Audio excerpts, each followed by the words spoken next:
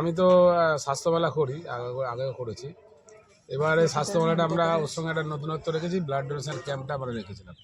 তো আজকে আমরা 2 দিন পর পর স্বাস্থ্যমেলা হওয়ার পরে আজকে আমাদের ব্লাড ডোনেশন ক্যাম্পটা হলো। সাথে সাথে যারা দুপুরে রক্ত দিতে এসছে বা আমার যারা ক্লাবের ছেলেরা ছিল তাদের জন্য আমরা একটা খাওয়া দাওয়ার অ্যারেঞ্জমেন্ট করেছিলাম, সবাই দুপুরে খেয়েছে।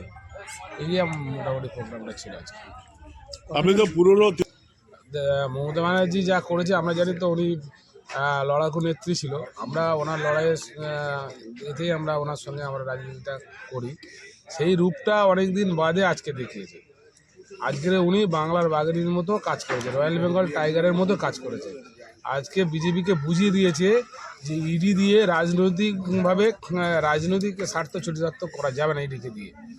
এবং আমি এই কথাটাই বলবো, এরপরে যেখানে ইডি হানাবে আমাদের পার্টির থেকে দলবদ্ধ মিলেমিশে গিয়ে ওদের ইডি অ্যাটাক করতে হবে, নাহলে ইডি এটা বন্ধ করবে।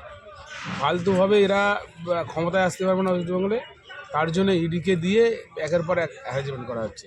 আইপাক যেহেতু আমাদের হয়ে ভোট কৌশলীর কাজ করতো, তো আইপাককে বন্ধ করতে হবে, যে আইপাক যাতে ভোট কৌশলীর কাজ না করতে হবে সেই ব্যবস্থা করতে হবে। এগুলো তো রাজনৈতিক স্বার্থ চরিতার্থ করার জন্য। এরপরে আমার মনে হয় আমাদের ইডির বিরুদ্ধে গর্জন শুরু করে দিতে হবে।